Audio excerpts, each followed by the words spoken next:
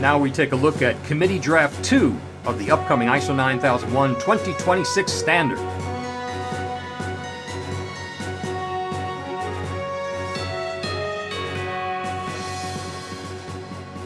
Yeah, okay, hello again. Here I am on my tropical island, which I own, one of 700 that I own, because the ISO consulting business is so lucrative. Everyone knows this. Yeah. So anyway, I got a copy of CD2, Committee Draft 2 of ISO 9001's next draft, the 2026 version. I was having a difficulty getting it. My usual sources couldn't seem to get a hold of it. ISO has put a clamp down. They said, make sure Chris doesn't get a copy of this thing. So I waited long enough. I finally said, well, screw it. So I posted on my ISO 9001 group on LinkedIn. It's got 230,000 members. And I said, hey, somebody send it to me. And within about 2 or 3 hours, I had it. In fact, I got multiple copies of it. So thank you for those who sent it. Thank you very much. I'm not going to republish it. That would not be cool. I am going to go through some of the changes, etc., and you'll see them. If you saw my previous video on CD1, the first committee draft, you're going to find that a lot of the content is the same because not a lot has changed between the two drafts. I'll get into it in a minute, but one of the big takeaways is that we've now seen 2 committee drafts that look very similar, with the exception of the front matter and the annexes. Those have changed. But the content of the requirements is largely the same. That tells me that what we're seeing now in these committee drafts is going to probably represent very closely, if not exactly, to what we will see in the final standard. So that means that I've got a good idea. The information I'm giving you now is probably going to be now pretty accurate to what we're going to see. I couldn't say that in the previous video for the first committee draft because I didn't know, but now after seeing 2 of these in a row, plus there was the third secret draft that was circulating around earlier than that. You see 3 of these documents and they're all pretty much the same. I'm starting to understand. I think this is going to be what it looks like. So let's jump into it and see the changes.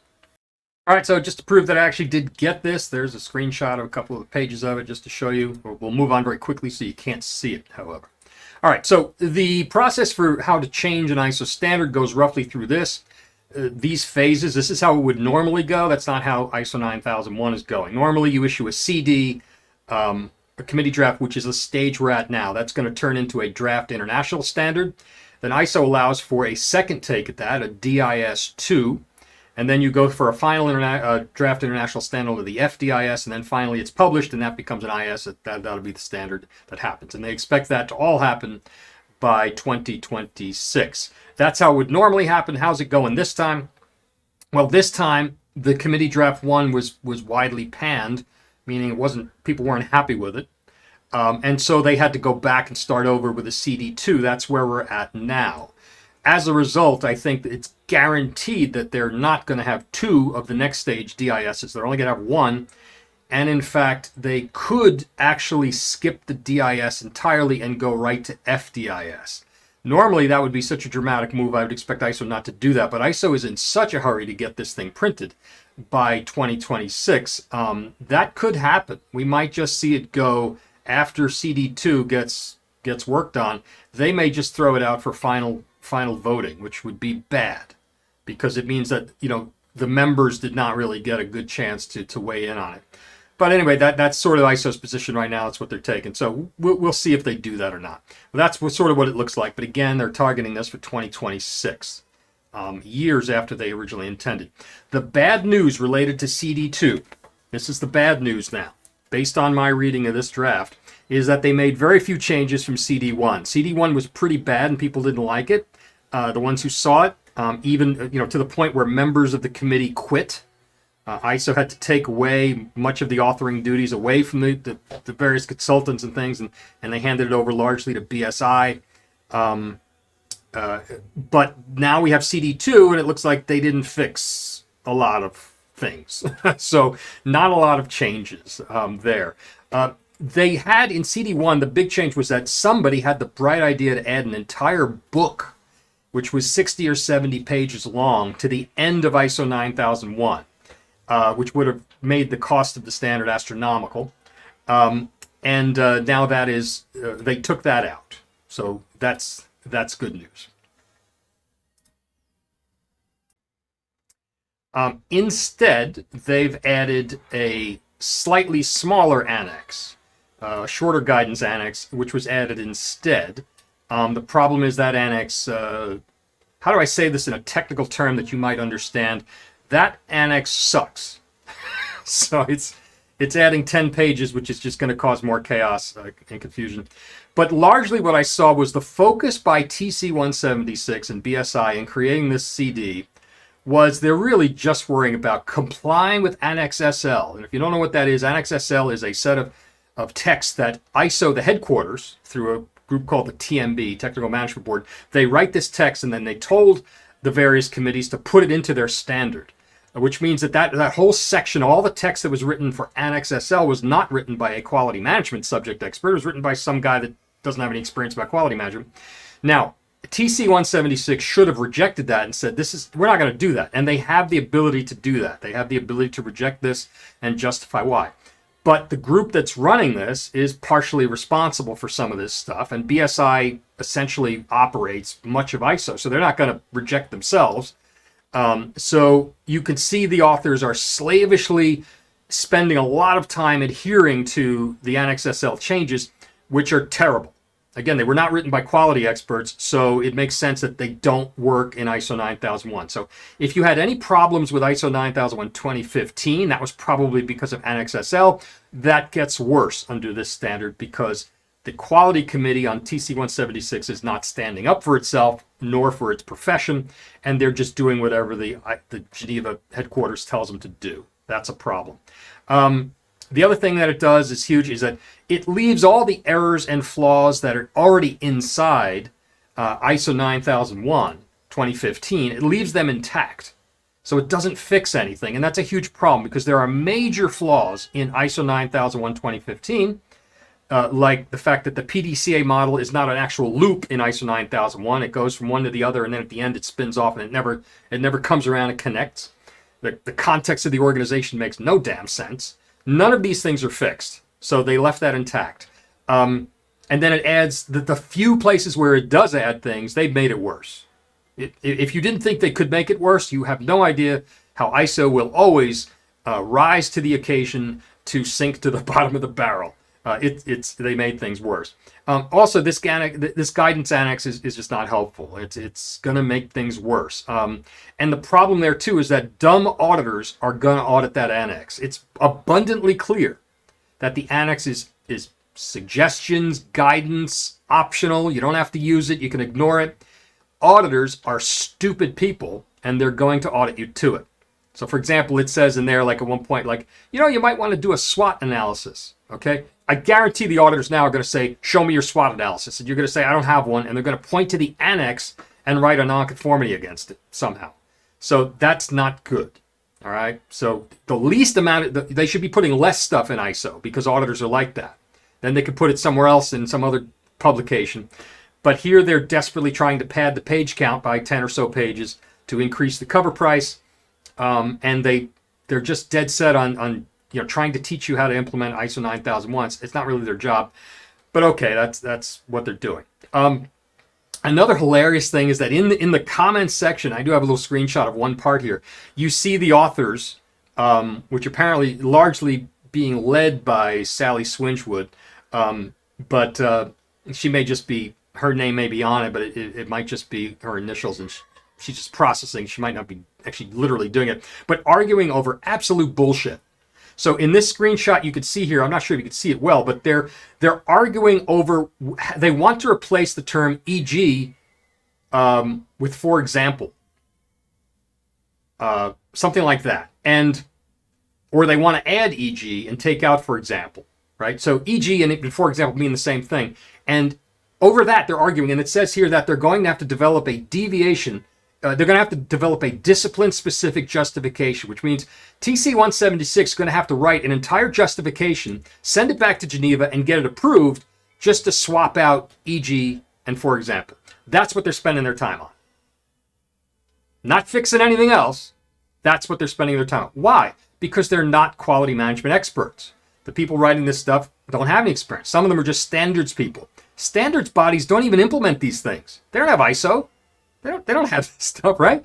So they know nothing about this. So that's what they're arguing about, like little minutia like that. And they're going to have to develop all these reports and explanations and everything. So wasting everybody's time.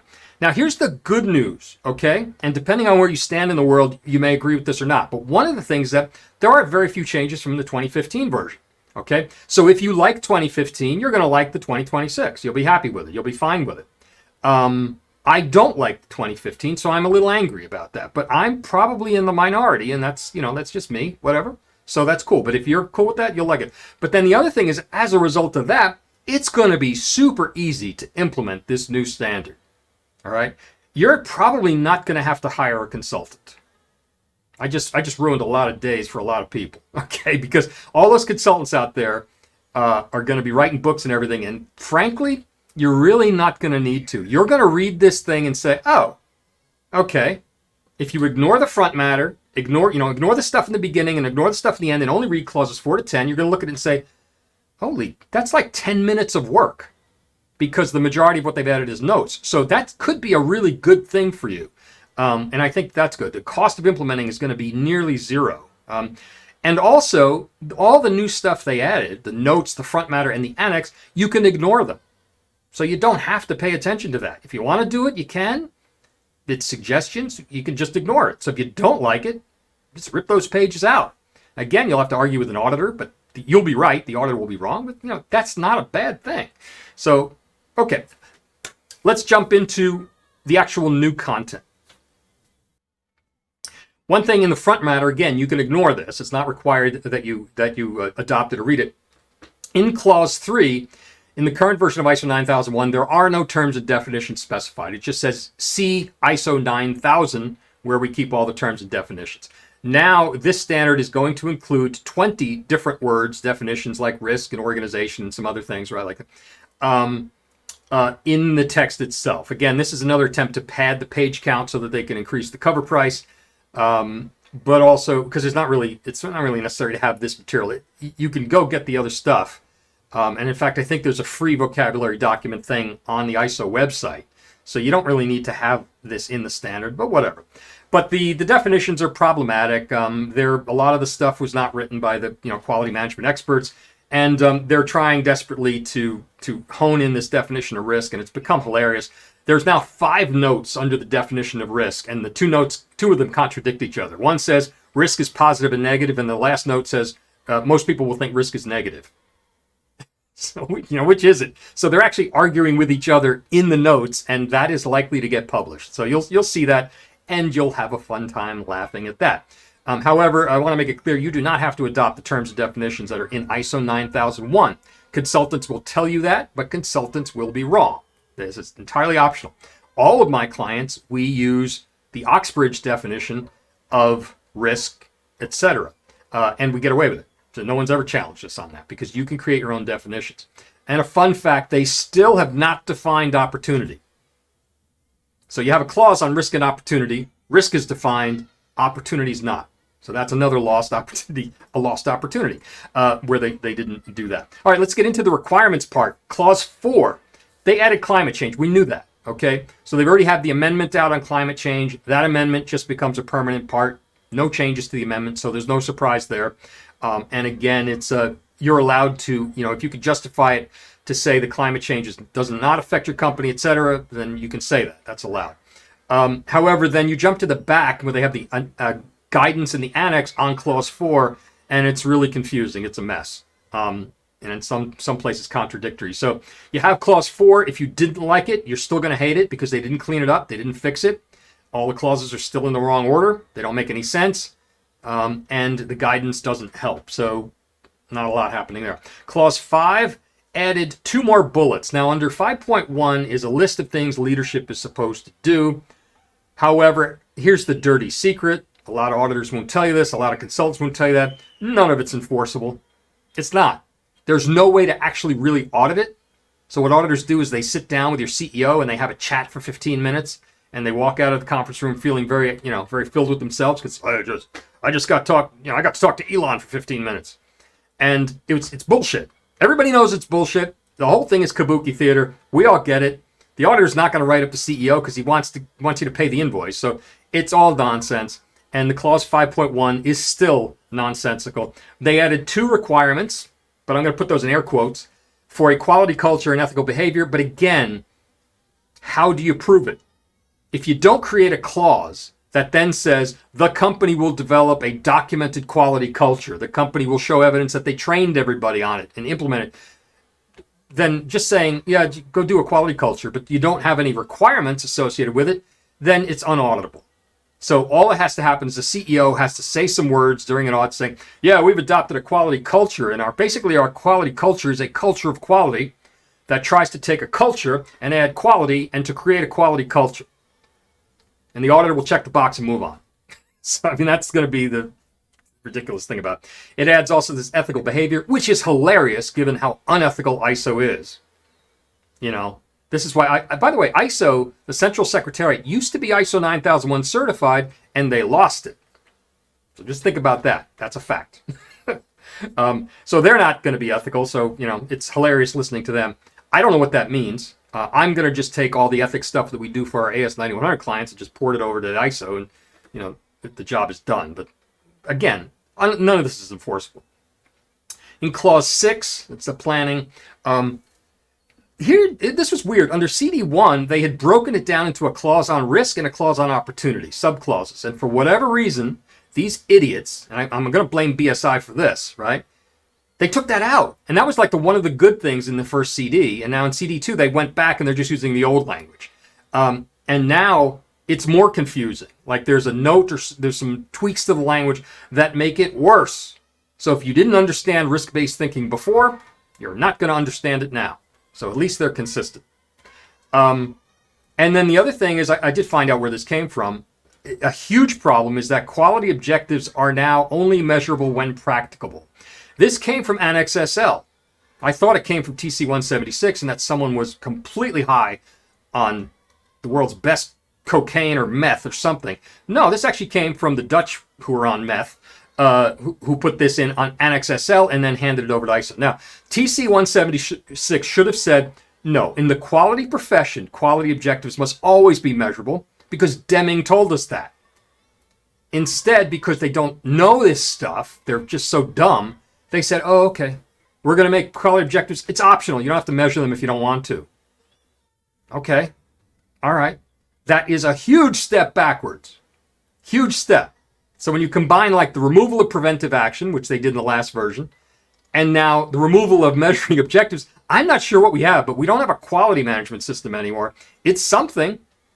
It might be like an avocado, but it's not a quality management system. It's just bizarre. Bizarre.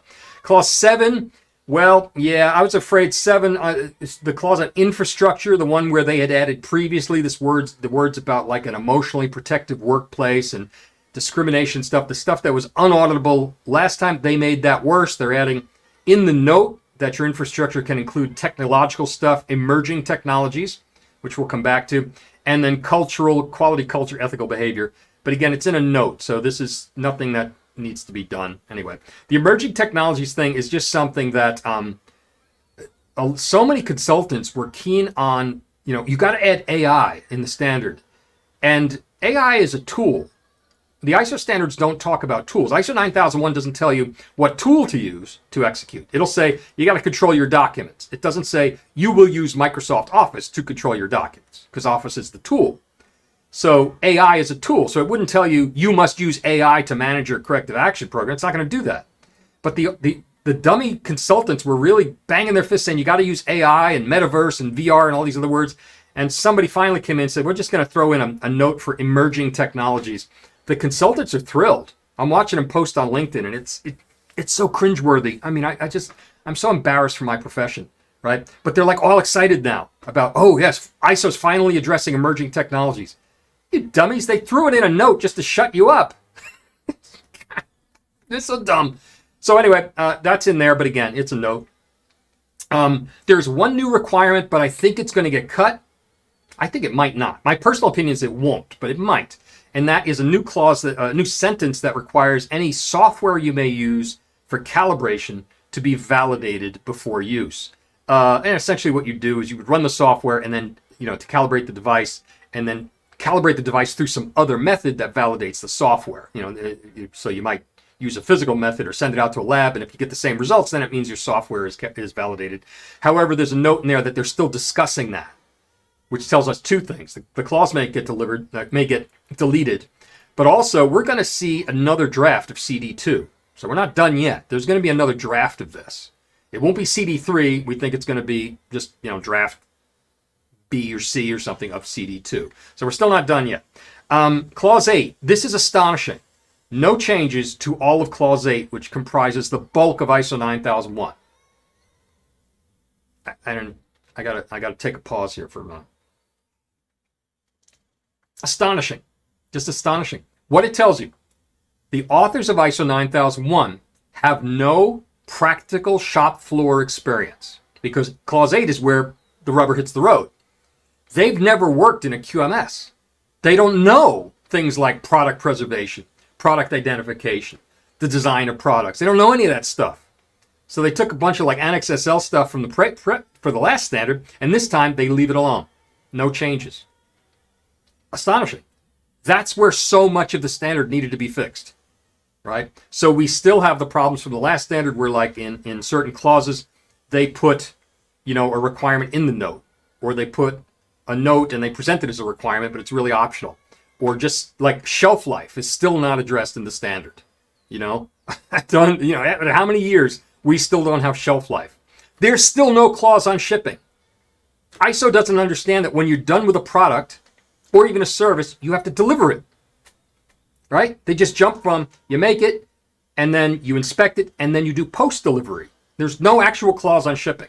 It's just astonishing. Anyway, so that will remain the same.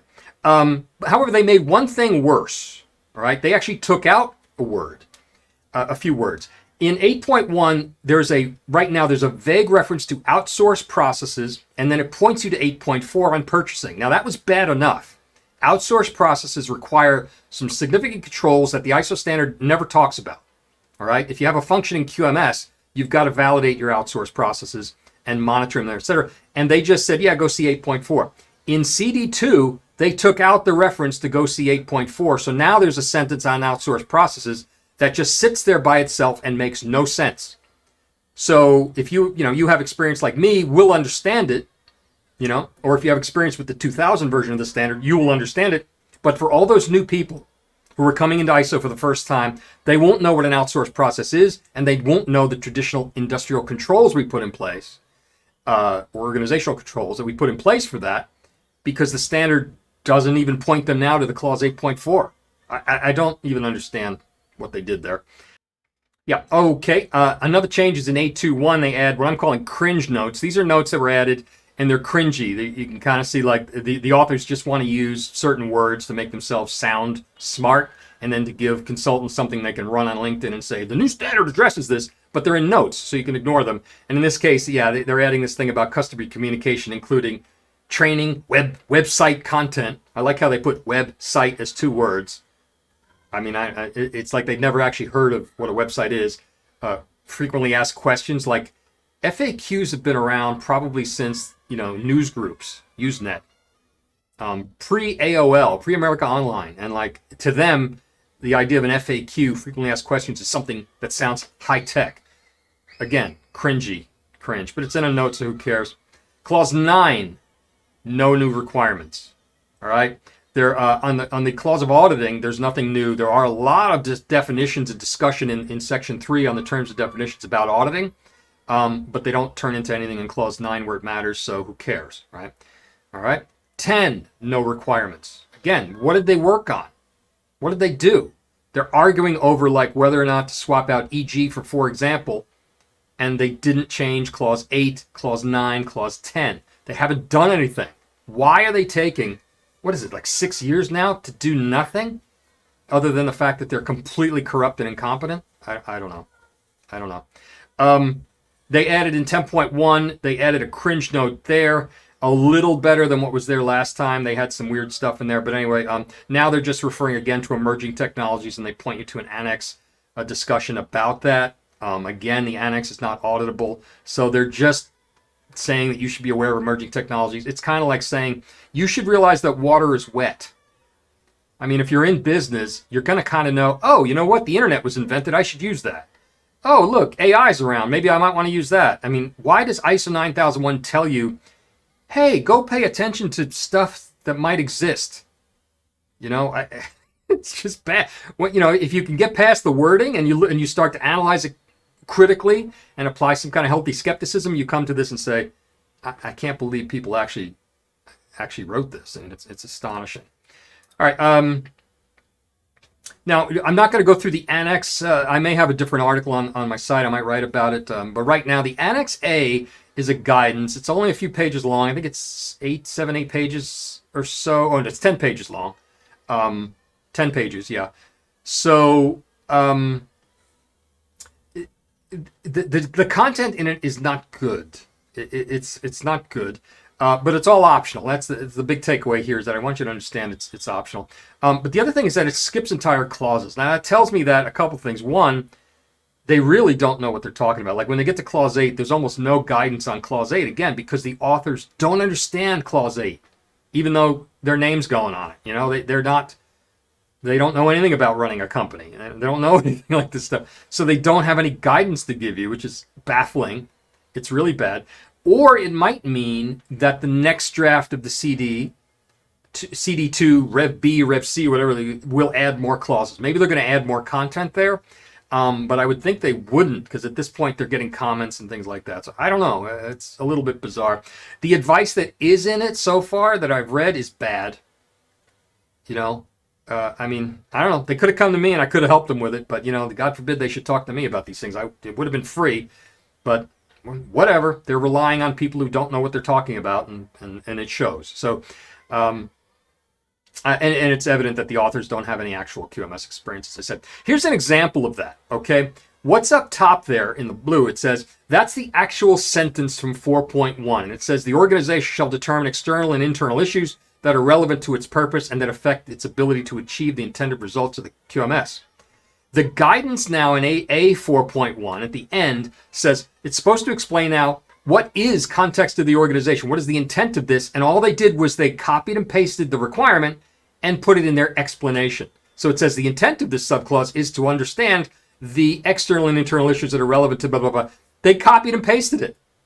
So, you know, it's like a kid saying, you know, you're explaining gravity, you know, Newton's theory of gravity. And the kid says, what's Newton's theory of gravity? And the teacher says, it's a theory of gravity developed by Newton. Whatever.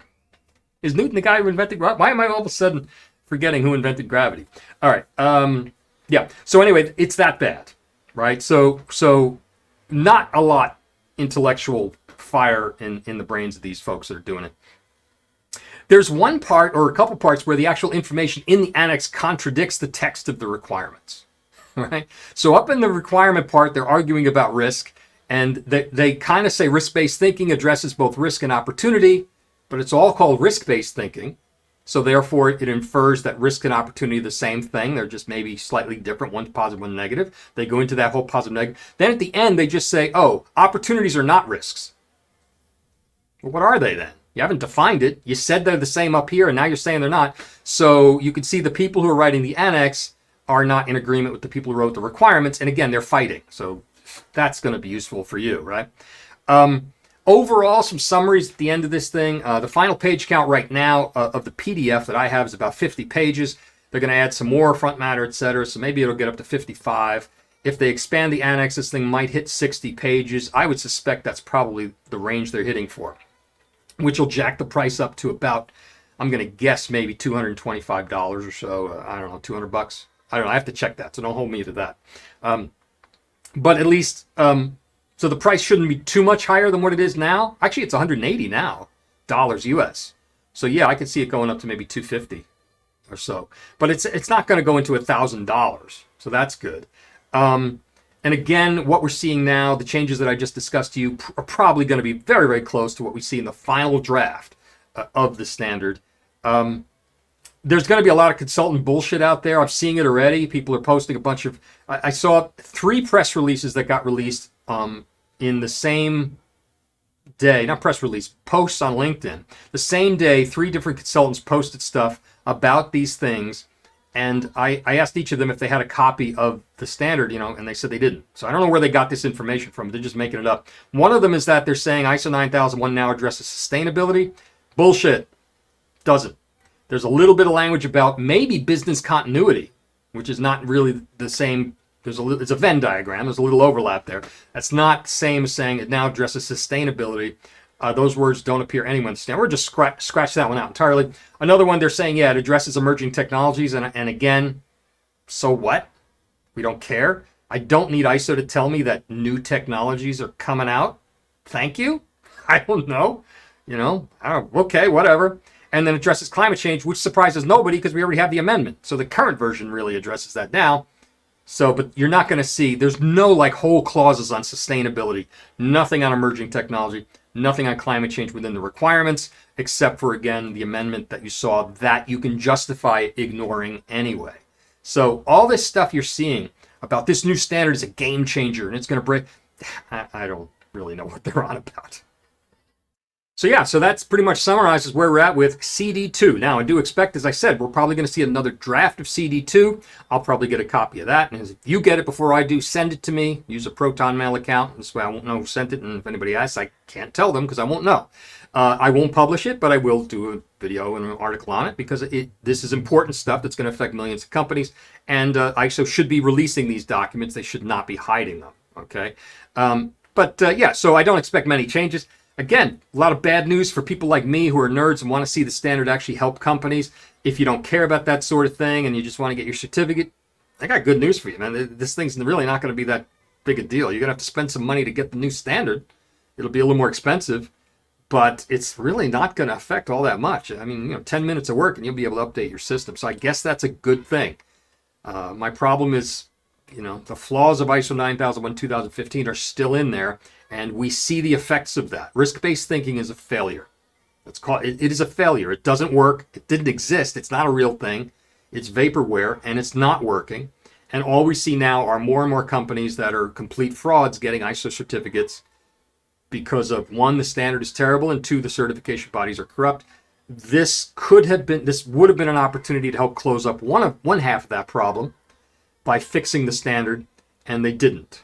So, all right, so make sure you hit like and subscribe down here on YouTube, but also subscribe to the Oxbridge website newsletter because you'll get weekly updates. As soon as I learn something, Monday morning you'll hear about it and you'll get the news before everybody else does. I have a network now, and I'm lucky to have this network. I get the news before everyone else does, and I report it.